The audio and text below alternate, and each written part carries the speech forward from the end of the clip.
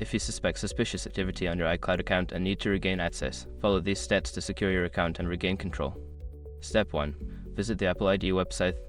Go to the Apple ID account page at apple.com. This is where you can manage your account settings and initiate the recovery process. Step 2. Click on Forgot Apple ID or Password. On the login page, click the link that says Forgot Apple ID or Password. This will guide you through the steps to reset your password or recover your account. Step 3. Enter your Apple ID. Input your Apple ID email address when prompted. This is the email associated with your iCloud account. If you don't remember your Apple ID, you can click on the option to look it up. Step 4. Follow the recovery instructions.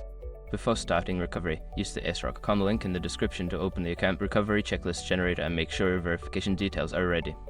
Step 5. Secure your account. Once you regain access, immediately change your password to something strong and unique.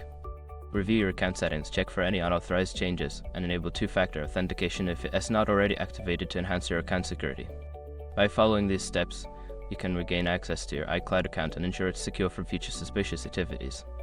Always stay vigilant and monitor your account regularly.